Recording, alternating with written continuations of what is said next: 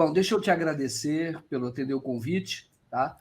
A gente está com um probleminha até que não é nosso, é da própria plataforma. Estou vendo que isso está de uma maneira geral, dei uma olhada aqui, mas de qualquer forma as pessoas estão podendo ver e vai ficar live, a transmissão vai ficar vai ficar na internet, na plataforma, e aí poderá ver sem nenhum problema. As pessoas poderão ver sem nenhum problema.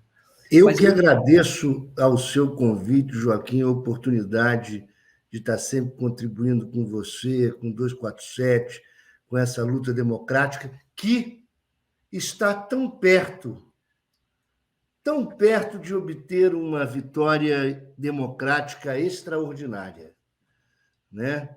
Domingo, nós nos reencontraremos com a bandeira nacional, vamos poder, na Copa do Mundo, finalmente usar a nossa camisa amarela com aquelas estrelas, sem estarmos constrangidos, né? Eu acabei de postar, se me permite, me desculpe, eu estou até interrompendo, mas eu acabei de postar no Instagram, no Face, e etc., o seguinte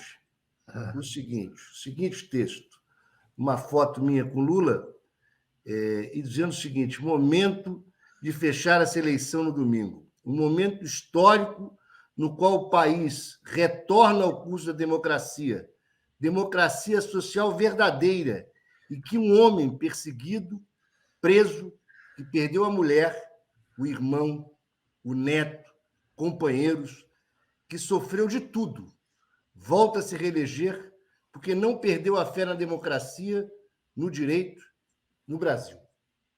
Que ótimo. Boa noite. Que ótimo. Boa noite, Fernando. Obrigado. Belo texto, né? Até vamos falar sobre isso, né? A postura do Lula diante das decisões que ele considerava, e você também, que eram inconstitucionais. Você lutou muito para isso, para reverter essa prisão,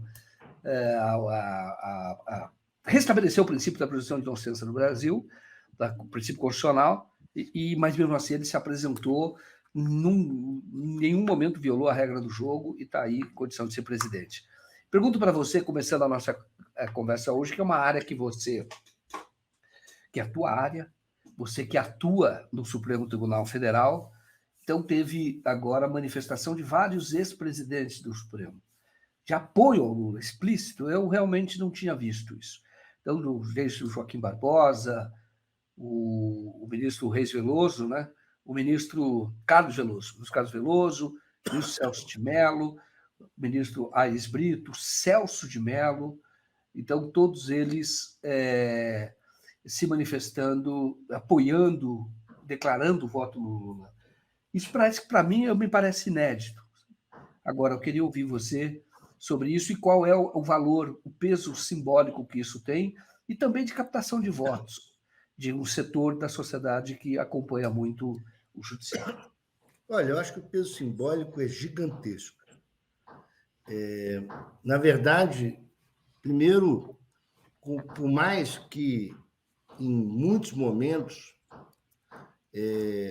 nós tenhamos críticas a decisões do Supremo Tribunal Federal, inclusive ao que o Supremo fez, que gerou, de fato, a Lava Jato, né? Que permitiu a prisão do Lula, que não trancou o processo do Lula no momento oportuno, mas o seguinte, diz que o bom juiz, o excelente juiz, não é o juiz que não erra, é o juiz que reconhece os seus erros e muda. O que nós estamos vendo é um momento em que o Supremo Tribunal Federal, veja, os atuais ministros, eles não podem declarar voto. Eles estão no exercício do cargo, não podem declarar voto. Agora, quando se vê quase 100%, diria 99,9% dos ex-ministros do Supremo Tribunal Federal, excetuando, infelizmente, o ministro Marco Aurélio de Mello.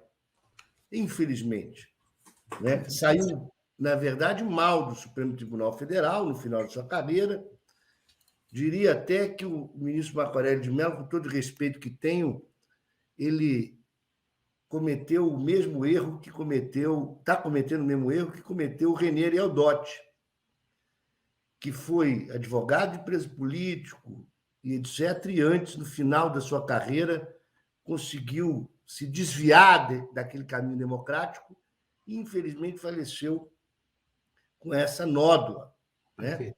Mas se os ministros atuais não podem declarar voto, o fato é que o Supremo Tribunal Federal, nas pessoas dos seus ex-ministros, 99%, estão declarando voto ao Lula, inclusive aqueles que o perseguiram, inclusive aqueles como o Joaquim Barbosa, que perseguiram o PT, perseguiram duramente o PT injustamente, hoje estão vendo o seguinte, que o caminho da democracia, o caminho da manutenção da Constituição, ao qual o Supremo Tribunal Federal tem o papel de ser guardião, e que eles já foram, já exerceram, hoje depende claramente da eleição do Lula. E o seguinte, e esta é uma questão fundamental de nós compreendermos que muitas pessoas que votam no Lula não são lulistas, não são do PT e nem são de esquerda. Nós precisamos entender isso. O Lula não será um presidente do PT, da esquerda brasileira. Ele será eleito presidente de uma frente ampla nacional preocupada na estabilidade democrática do país. E isso é muito bonito, é lindo, né? É simbólico e mais. Já falamos sobre os efeitos disso, mas nós estamos a um segundo da possibilidade de uma vitória extraordinária no primeiro turno. Veja, se ela não ocorrer, nós temos que renovar nossas forças, porque a vitória sairá em 30 dias. Mas nós estamos a um milímetro de uma vitória no primeiro turno, exatamente porque grande parte do povo brasileiro, e vou incluir, olha, Joaquim, você me interrompa a hora que você achar que deve, pode continuar, ou porque os advogados são verborrágicos, terríveis, né? Mas é o seguinte, eu queria lembrar aqui aquele dia extraordinário na USP, da Carta pela Democracia. Sim. Veja que é o seguinte, não foi um movimento de esquerda. Nós tínhamos o Armínio Fraga, nós tínhamos uma Setúbal, que é a família bilionária parcialmente dona do Itaú. Então, e ao mesmo tempo, tínhamos a CUT, Movimento Negro, a Ordem dos Advogados de São Paulo, não nacional, que está nesse momento mais do que omissa. Mas é o seguinte, mas veja, nós tínhamos o Miguel Reale que, vamos lembrar, é filho do integralista Miguel Reale, que é o sujeito que assinou o impeachment da Dilma. Exato. Veja, assinando a carta e agora declarando voto ao Lula. Então, quer dizer, é um momento que nós aqui, os nossos ouvintes, cativos dos 247, aos quais eu tenho a honra, em razão do seu convite, de manifestar. Não será uma vitória do PT e da esquerda. Também será. Mas não será uma vitória do PT e da esquerda. Será um reencontro do país com rumo democrático. E o seguinte, e nós precisamos muito cuidar para que o governo Lula tenha uma oposição de centro. Nós precisamos incentivar e cultuar uma oposição correta, adequada, porque só isto vai eliminar a extrema-direita. Quero fazer uma lembrança aqui de que falta faz um sujeito de direita como Sobral Pinto. Religioso, católico. Exato. Né? Em certos momentos, foi até a favor da censura, mas denunciou tortura, defendeu Prestes, defendeu R. Berger. Né? Então é o seguinte, nós precisamos realmente cultuar e querer que tenha uma posição de direita, de centro ao governo Lula, que consiga ocupar um espaço e que parte desses estão votando agora no Lula. Sim. Vamos lembrar que o Alckmin, que hoje é vice do governo Lula, será vice-presidente da República, foi oposição ao PT e ao governo Lula todo o tempo. Isso é uma coisa muito importante de entendermos. Esse momento histórico é extraordinário. E aí nós temos que ter a grandeza, como está tendo o Lula e como terá o Lula, de compreendermos essa frente ampla. Né? Perfeito. O Fernando, tem uma questão que é colocada que eu acho que o PT sai maior desse processo eleitoral, porque muitas pessoas tentavam comparar o PT como polarizado, são dois extremos, o Bolsonaro, o PT. E o PT está dando uma demonstração de grande maturidade, porque a vinculação do Lula com o PT é muito grande. Sempre foi. A maior obra que o Lula fez é o Partido dos Trabalhadores. E hoje, quando você vê, isso é fato. A posição do PT, existe disputa política, paixão está na disputa política, mas você teve o absoluto respeito à regra do jogo. A regra constitucional, a Constituição.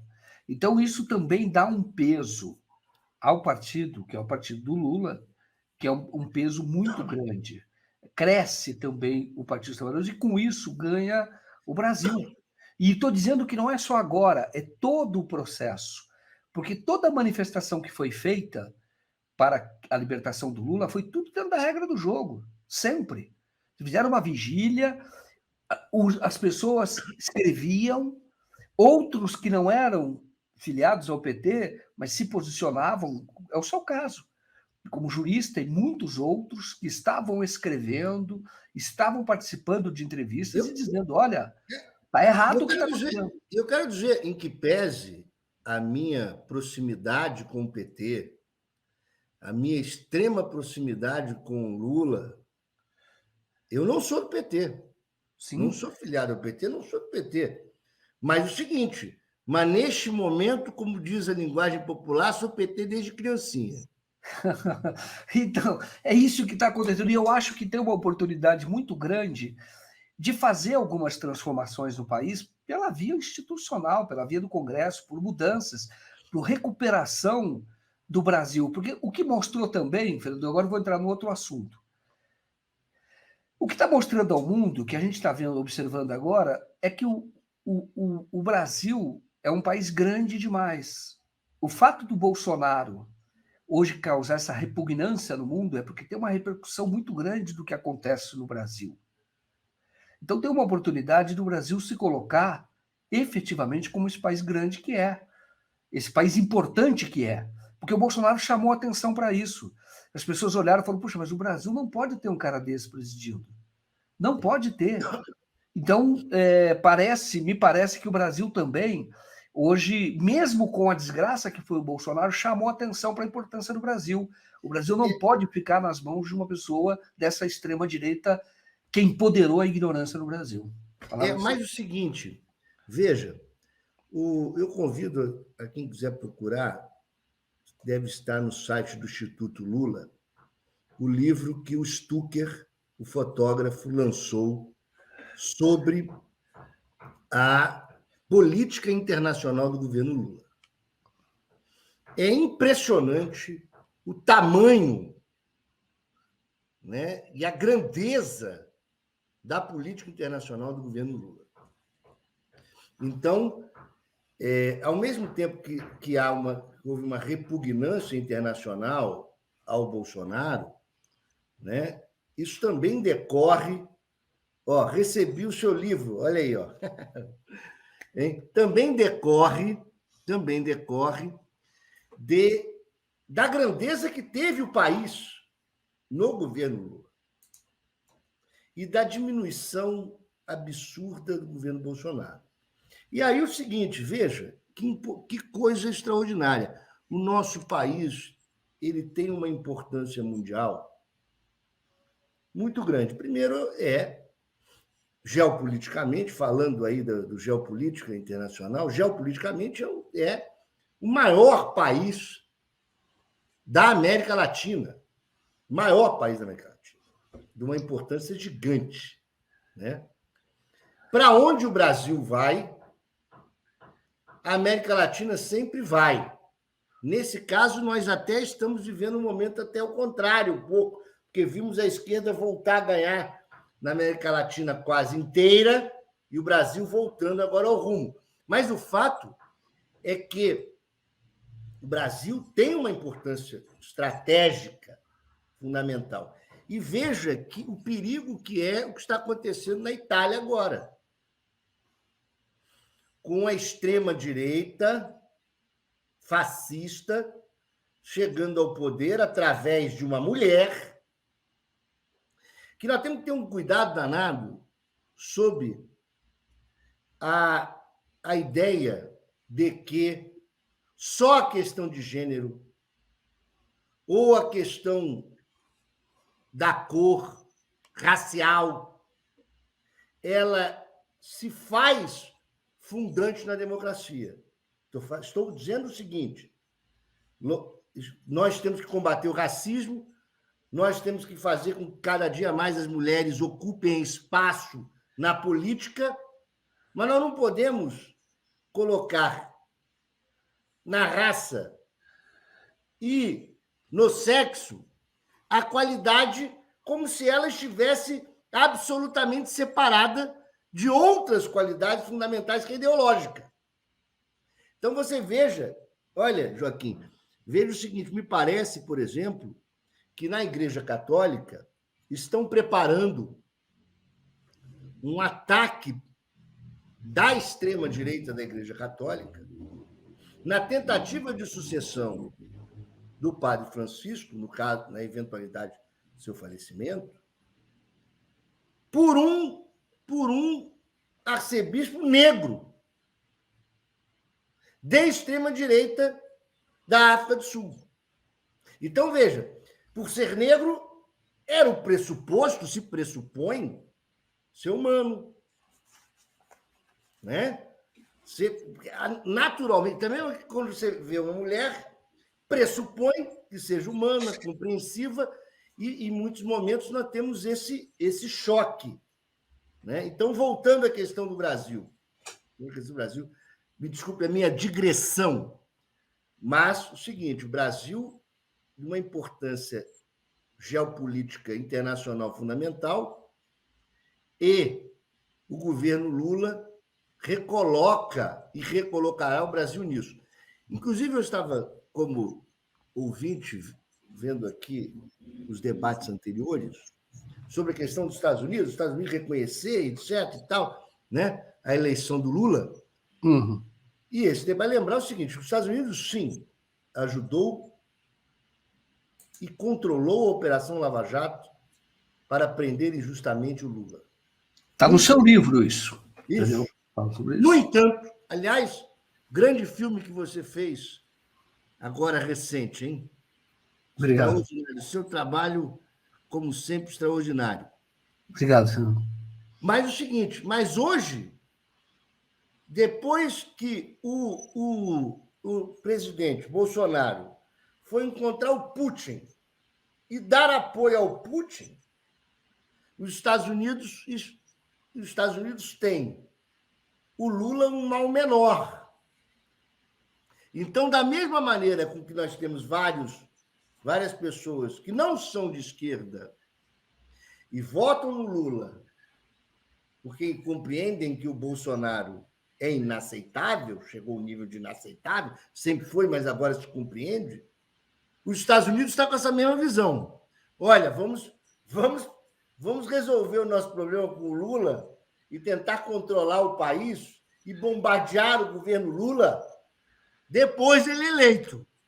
Mas, nesse momento, o Bolsonaro representa um risco à democracia no Brasil, mas também aos interesses americanos. Sim. Né? E outra é o fortalecimento do trumpismo, né? Que é adversário do Biden lá. Deixa eu ler aqui um superchat que foi enviado pela Marlova Kulakovsky. É isso, Kulakovsky. Diz aqui a Marlova Kulakovsky. Porto Alegre, a lei foi aprovada no final de 2021, majoritariamente por vereadores de direita. Eu entendo que penso que ela esteja se referindo, até eu quero entrar nesse assunto, a questão do prefeito lá, que vai suspender a gratuidade dos ônibus agora neste domingo. Mas, pelo que eu estou entendendo, isso já era uma lei aprovada. Eu vou ter outras informações sobre isso. Mas eu pergunto para você que, na hipótese de que tenha sido uma decisão, que é o que está sendo noticiado, de dificultar o acesso dos mais pobres, a transporte dos mais pobres para locais de votação, isso não seria um abuso do poder político? Eu te pergunto agora como conhecedor da lei, como advogado, jurista. Primeiro, vamos entender o seguinte.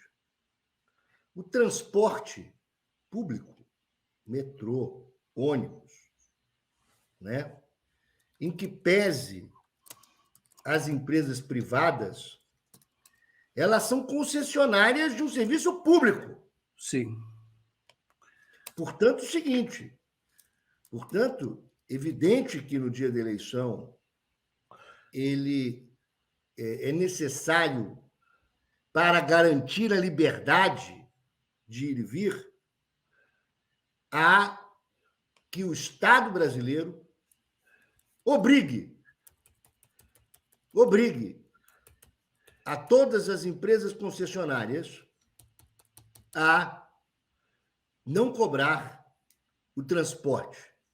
Entendo que isso é plenamente possível e necessário. E óbvio o seguinte, se tem um lugar onde já havia gratuidade, evidente que isso é um atentado à democracia. Inclusive, na minha opinião, primeiro, seria possível até se pensar num habeas corpus coletivo ao Supremo Tribunal Federal sobre essa questão. Olha, habeas corpus coletivo ao Supremo Tribunal Federal para garantir a liberdade de ir e vir das pessoas que estão ameaçadas neste momento. Fora isso, é possível, sim,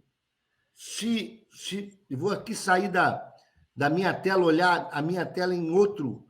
Nós temos aqui os crimes contra o Estado de Direito Democrático, né? Se nós procurarmos aqui, certamente vamos encontrar, né? Interrupção do processo eleitoral, né? Impedir, perturbar a eleição mediante violência, mecanismos. Então, certamente nós vamos conseguir verificar aqui também a possibilidade de ser de crime. A gente estava falando aí daquele louco que, lambendo o cano de uma 12 e andando na rua armado. Está cometendo crime, pô. Cometendo crime. Não só o porte e etc., porque duvido que um louco desse tenha porte para uma 12, que não é uma arma de porte, certo?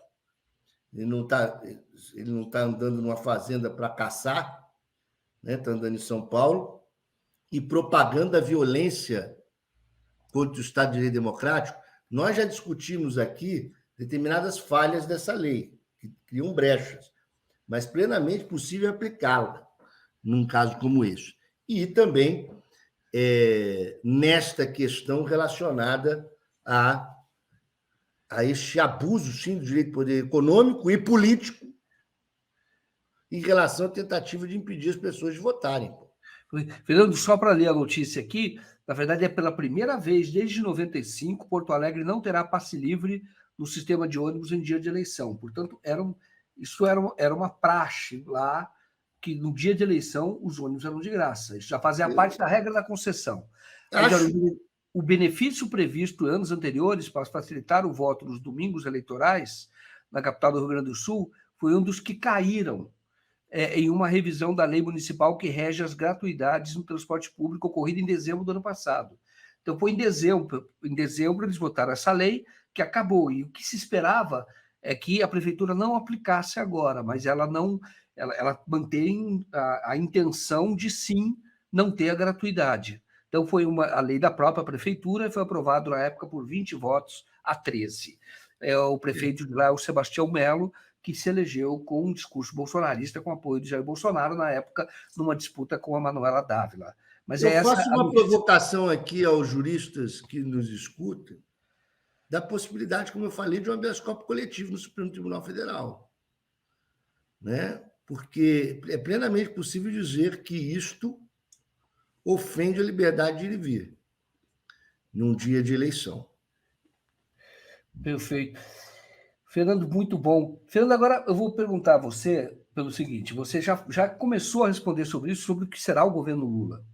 O governo Lula está sendo eleito por uma frente antifascista muito grande. Mas eu pergunto para você o seguinte: o que é necessário, qual é o cenário, vamos chamar assim, que você traça para a reconstrução do país, na hipótese do que o Lula vença as eleições, como indicam as pesquisas? Como você acha que deve ser o governo Lula, baseado na experiência que você de outros governos, já olhando o próprio governo do Lula, esta eleição com essas características atuais, né, de enfrentar tirar o Bolsonaro e com tanto apoio que o Lula está tendo? Que cenário você traça para o Lula aí para os próximos primeiros meses de governo, para que o Brasil, enfim, haja uma recuperação do Brasil, reconstrução? Podemos falar assim. Primeiro, é fundamental compreender que é um governo de uma frente ampla, certo?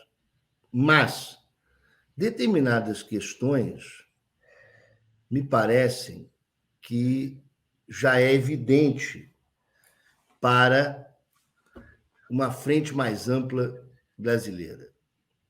É necessário fazer uma reforma tributária, e nessa reforma tributária, mesmo antes dela inteira, nós vamos precisar taxar as grandes fortunas.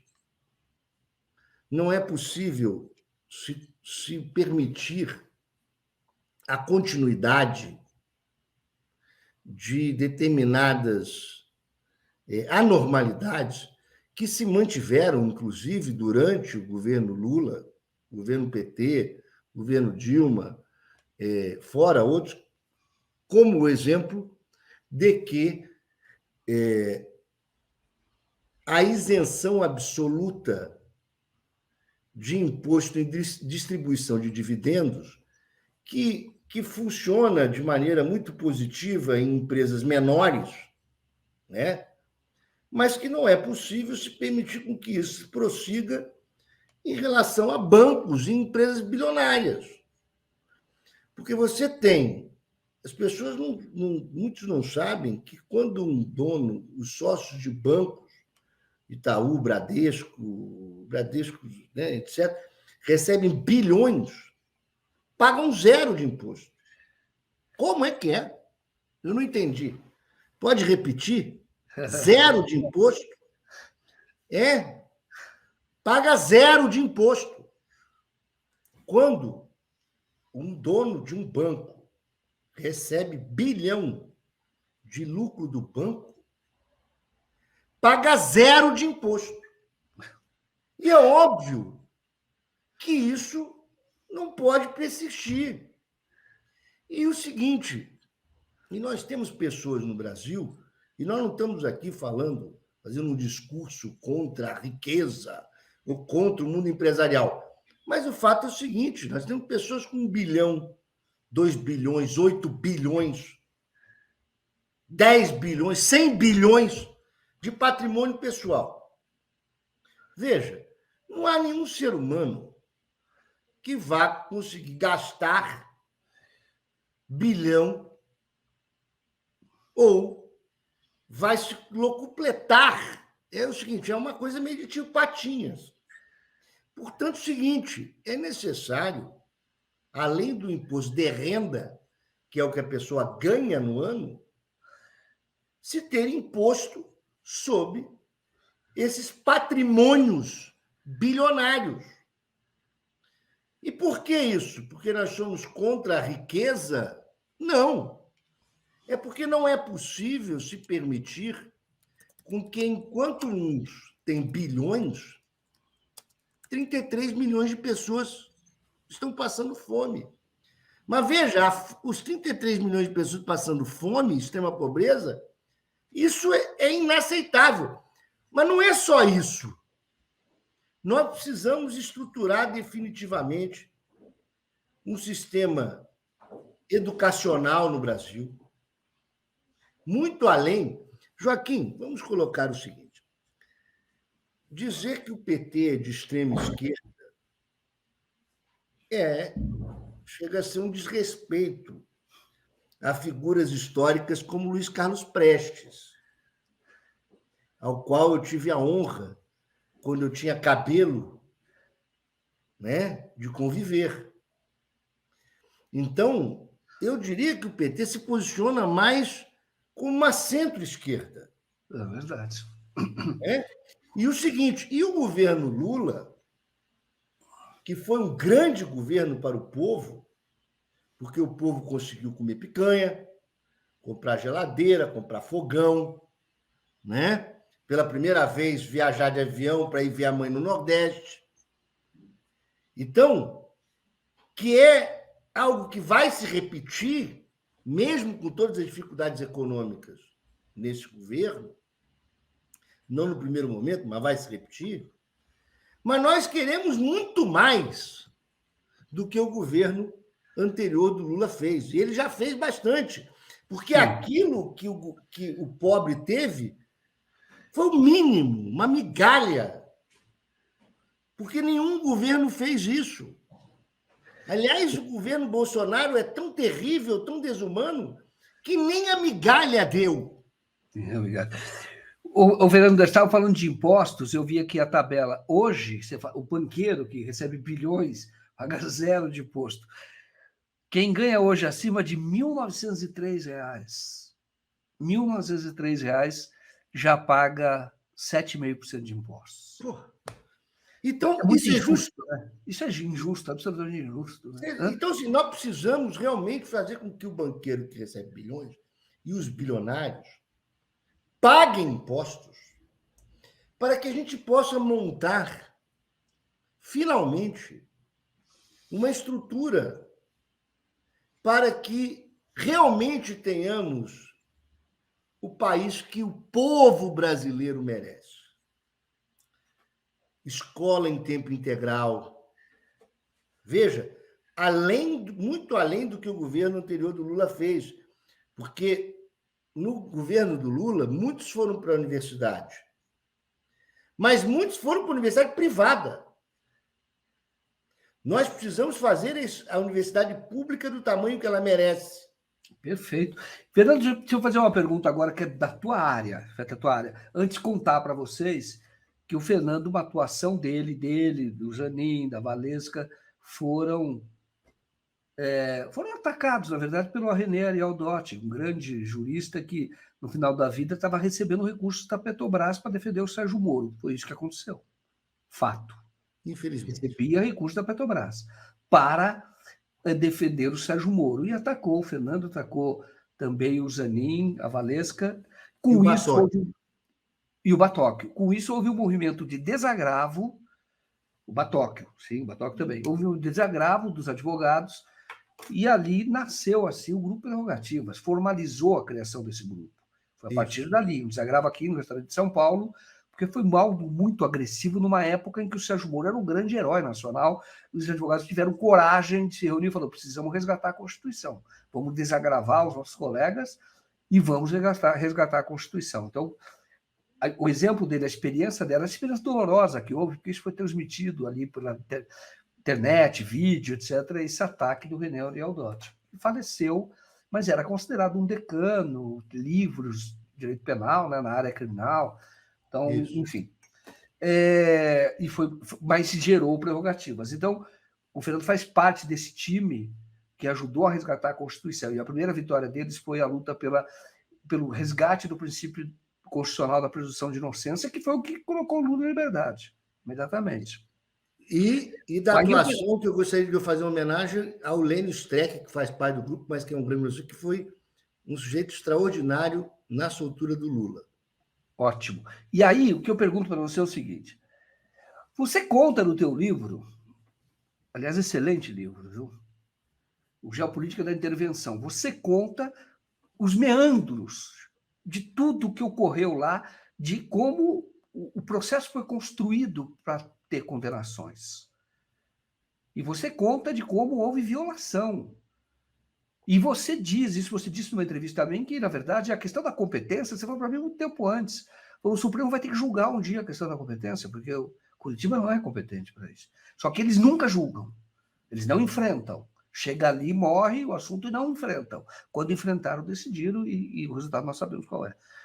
O que eu pergunto para você é o seguinte: como agora, qual a defesa que nós teremos para que isso não volte a ocorrer? Por exemplo, o Lula, ele é uma pessoa muito democrática, muito republicana e, às vezes, de um republicanismo que se diz até suicida. Mas a lista tríplice do Ministério Público. E isso é uma lista tríplice, os 3 primeiros certamente estão comprometidos com a corporativismo, e não com o projeto nacional. A forma de nomear no Supremo vai ter 2 nomeações do próximo governo. Talvez até mais, hein? Pode chegar a 4. Pode chegar a 4, no dos 4 anos? Mas aí, porque alguns vão sair, porque é 75 anos, né? Isso. Então, veja bem, então vai ter um novo desenho. Agora eu te pergunto, juridicamente, porque o Lula acompanha, às vezes, também as nossas lives, eu sei. Então, que as pessoas que acompanham o Lula também, que estão lá como conselheiros, também podem ouvir. Qual é o desenho, qual é a luta que devemos travar no campo institucional para que não haja mais oportunidade de um caso como este, que atendeu ao interesse de uma potência estrangeira a partir de uma manipulação e de o auxílio, para não falar em conivência, de agentes públicos no Brasil? Bom, primeira questão fundamental daqueles que nos escutam compreenderem. Não é só a eleição do Lula que nós precisamos tratar no domingo.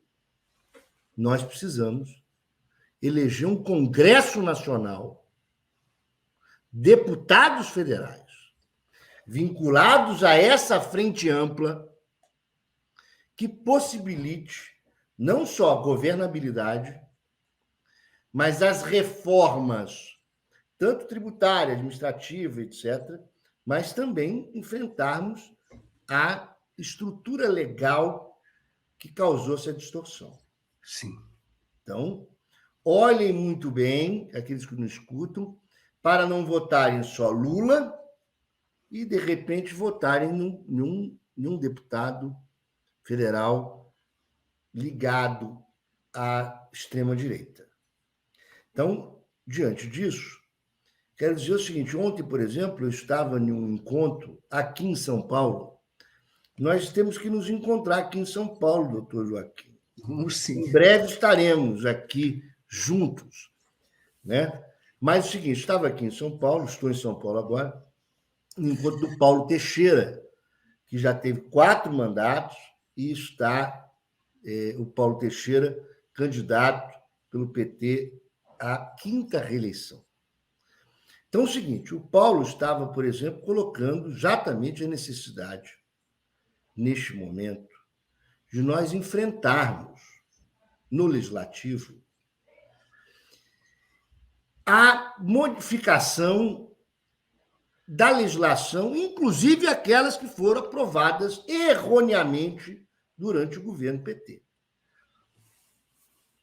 Porque o que aconteceu, para fazer um revival aqui, né, foi o seguinte: a partir de 11 de setembro, das Torres Gêmeas, os Estados Unidos ele não só ataca o Iraque para conseguir o petróleo, que não tinha nada a ver com o 11 de setembro, mas também estabelece uma pauta legislativa internacional para aumentar o seu próprio poder.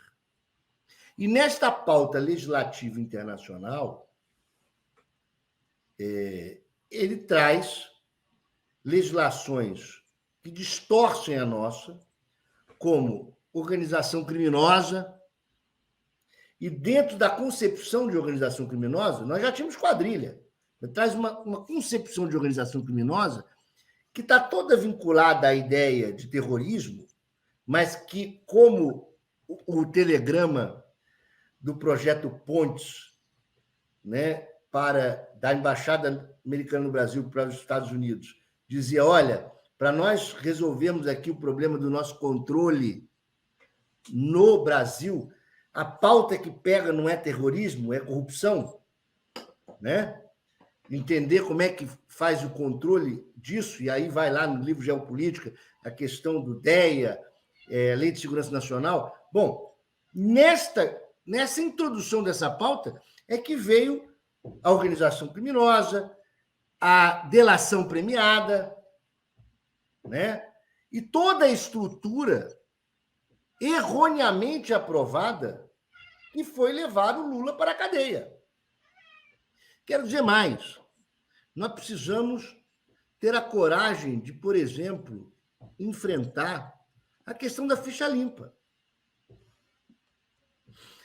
Veja que se ingressou numa questão moralista da ideia de ficha limpa, e eu vou explicar aqui por que isso.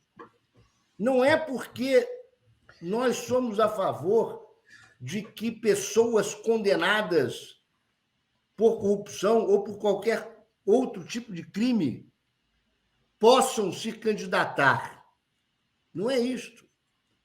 É o seguinte, nós temos que compreender que, ao entregar ao Poder Judiciário o poder de condenar um sujeito e o impedir de ser candidato, nós permitimos com que, em vez do escrutínio do verdadeiro juiz deste poder, que é o poder político e legislativo, presidencial, executivo e legislativo, né, que é o juiz verdadeiro, que é o eleitor, nós permitimos com que o judiciário, às vezes por 5 pessoas, às vezes por 3, decida que um sujeito não pode ser candidato. E foi isso que fizeram com o Lula. Foi isso.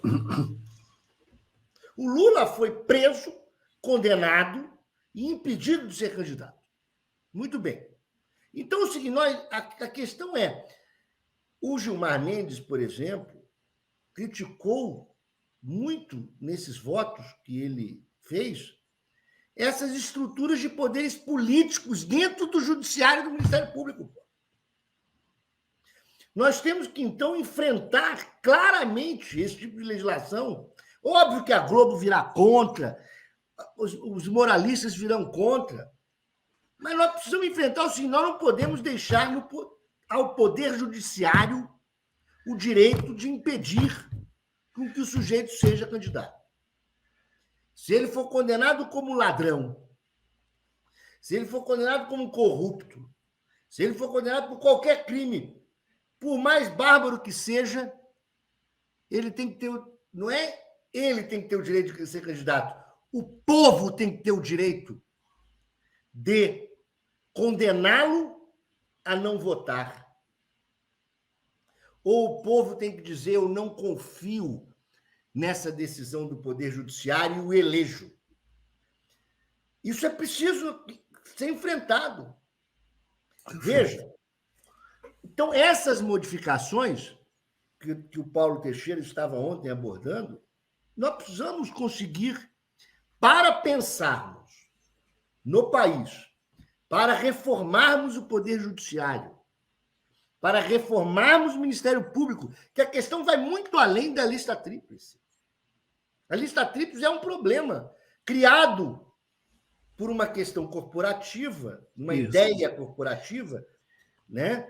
Porque não está na Constituição. Não é lei. Uhum. Mas nós precisamos compreender que nós realmente precisamos modificar o Ministério Público. Como? Modificar a forma de ingresso ao Ministério Público. Nós precisamos pensar no Judiciário e fazer o seguinte, na minha opinião, minha modesta opinião, é o seguinte: colocarmos 8 a 12 anos de mandato para ministro do Supremo, para ministro do STJ, para desembargadores. Acabar esse troço vitalício. Vai lá, cumpre o seu papel e o seguinte, volta para casa. O juiz volta para a primeira instância, o advogado volta para advogar e o membro do Ministério Público volta para o MP. Interessante. Ou seja, veja o quão enorme é a tarefa que nós temos para pensar esse país. E óbvio o seguinte, nós precisamos fazer o máximo possível no primeiro momento que esse governo se coloca. E aí o seguinte, é preciso um Congresso Nacional superior, muito superior ao que hoje nós temos. Qualificado. Então, as pessoas precisam olhar muito e votar nos candidatos que sejam parte desta frente ampla que está elegendo Lula. Comprometido com a democracia, com a institucionalidade e com o amadurecimento das próprias instituições brasileiras. Não só comprometido com a coragem de fazer essas modificações. Exato. Fernando, eu quero agradecer aqui a Cel Ramos, né, pela contribuição aqui com a nossa live. Muitíssimo obrigado. Sei da dificuldade que vocês estão tendo e muitos continuam. Muitíssimo obrigado. O Paulo Marques Lula 13, ele está dando uma dica aí para melhorar a transmissão. Volte alguns minutos da live para deixar de travar. Isto é, vocês recuam um pouco e assistem de novo, aí para de travar. Tá? Só recuar no YouTube. Mas daqui a pouco, depois que terminar a live, já aconteceu isso outra vez, e a experiência nossa mostra que depois a live pode assistir tudo de novo, que não trava nem um pouco. E isso realmente as pessoas estão relatando aqui, que há vários canais, isso é meio geral hoje no YouTube. As pessoas estão falando muito de canais progressistas. Eu não creio que haja uma coisa dirigida a esses canais, honestamente não. Mas é, de fato, uma falha, um bug, como se fala aí na linguagem atual, geral, que está atingindo outros canais. Fernando, eu queria tocar mais um assunto que é uma notícia de hoje, que é o seguinte: o PL, o Partido do Bolsonaro, divulgou um texto de 2 páginas atacando as urnas, falando que é insegura, e ali muita gente toma esse documento como já uma preparação do Bolsonaro para questionar os resultados da eleição.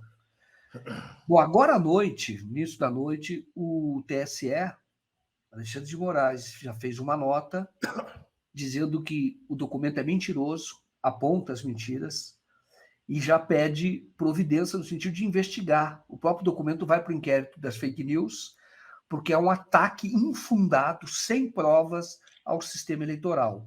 Então, ele já está indicando que precisa, inclusive, investigar sob a ótica do desvio de finalidade do fundo partidário, já que é um partido político produzindo um documento, deve ter contratado pessoas para produzir, enfim, fazer esse texto que aponta falhas que não são falhas. O TSE está respondendo uma por uma. O que eu quero saber para você é como é que nós vamos nos defender com o arcabouço legal desses ataques que o Bolsonaro já começa a desferir antes mesmo da eleição. Sabendo que nós temos praticamente 8 minutos e 33 segundos, ou sei lá quantos segundos para terminar essa live, respondendo essa pergunta, eu quero dizer o seguinte: não percam tempo com bolsonaristas, mas conversem com todos aqueles que têm dúvida, todos aqueles que estão no meio do caminho.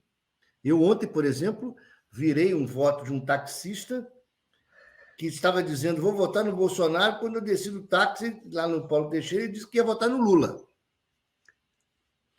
Por que nós temos que fazer isso? Nós temos que entender o seguinte, nós temos que explicar às pessoas que o seguinte: o Lula vai ganhar a eleição. Então, o seguinte, adiar mais 30 dias, nós teremos mais gasto público de dinheiro que pode ser economizado. nós temos mais 30 dias de possibilidade de tumulto, confusão, violência, e é isto que esse documento está querendo provocar. Além do que, meus queridos amigos, não vou fazer igual o Ciro, que se perdeu, que fala meu irmão, minha irmã, Isso né? Meu irmão e minha irmã. Preste atenção.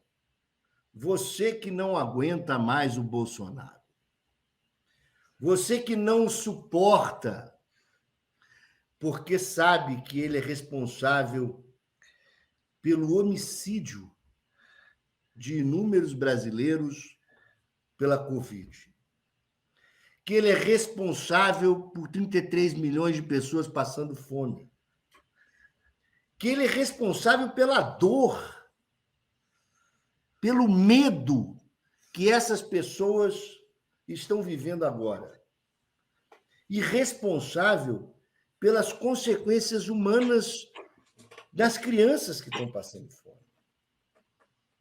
Consequências, muitas delas irreversíveis. E olha o que nós estamos vendo agora, Joaquim. A baixa vacinação de doenças perigosíssimas para as crianças.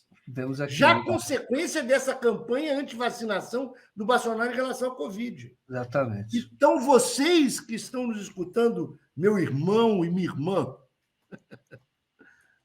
olha, nós precisamos arrematar essa eleição no primeiro turno, porque isto será melhor para acalmar o país. E porque é o seguinte, porque o Bolsonaro não dará golpe perdendo no primeiro turno. Se nós formos para o segundo turno, nós temos que reanimar as forças e lutar pela vitória, que ela tem toda a condição e hoje se demonstra que ela ocorrerá. Mas o seguinte, mais 30 dias é uma roleta russa na história. E a história é feita de fagulhas. Um homicídio de um sujeito na Paraíba, em razão de um problema de amante. Exato. Na Revolução, gerou a Revolução de 30, porque se compreendeu que era político. João Dantas, né? A Segunda Guerra Mundial também começou por causa de um problema desse. Então, o seguinte, e o Bolsonaro, em razão de um louco que o deu a facada, ajudou extremamente ele a ser eleito presidente da República. Vamos lembrar mais.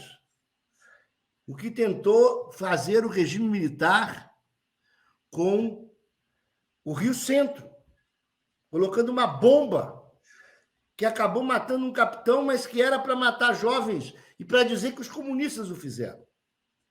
Tentaram explodir o gasômetro.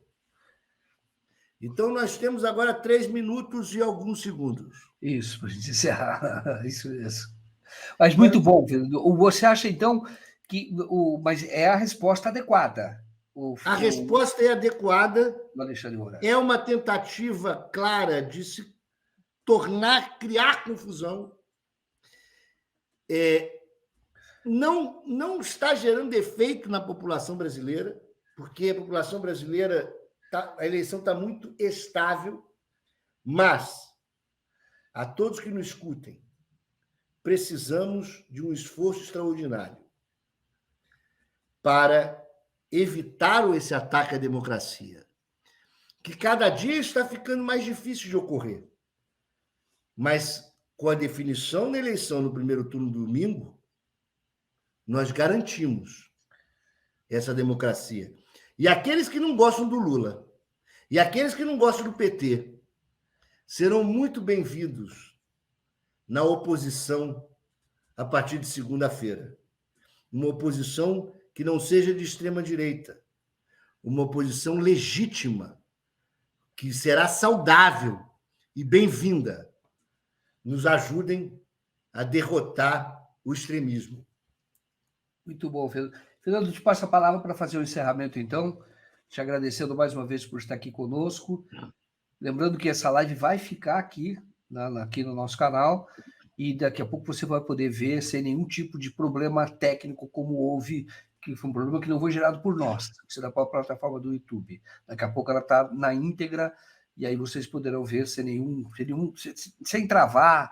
Então, não terá esse problema que vocês estão tendo agora. Muito obrigado a todos vocês que acompanharam a live. Ainda assim, estamos aqui com mais de 3.000 pessoas que estão nos assistindo neste momento. Então, muito obrigado. Fernando, eu passo a palavra para você encerrar. 1 minuto e pouco, talvez, para acabar, eu queria lhe fazer novamente um desafio e um convite.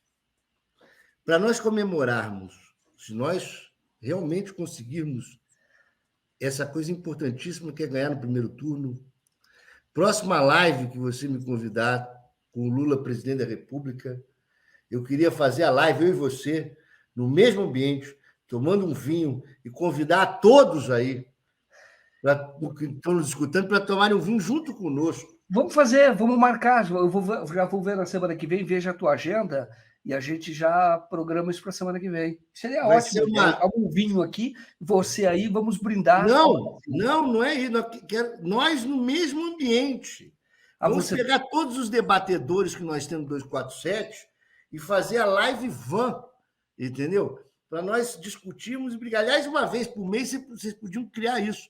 Um vinho para comemorar essa vitória, mais uma entrevista e uma conversa com essa presença pessoal que eu quero olhar nos seus olhos e segurar nas suas mãos. Fernando, eu aceito. Temos até um espaço aqui no Itaim que poderíamos fazer isso, que tem lá até um barzinho que o Leonardo preparou esse espaço do 247. É um estúdio, mas é um estúdio que foi feito na forma de bar. Veja a tua agenda, a gente pode fazer isso na semana que vem. Fica no Itaim. Será um prazer. É na Paulista, né? Mas a gente poderia nos encontrarmos lá no Itaim. Fica na Jerônimo da Veiga. Poderíamos marcar lá. Será um prazer. E aí todos nós e os 3.000 pessoas que nos escutam iremos beber, conversar, falar da democracia e in vino veritas. Um abraço a todos.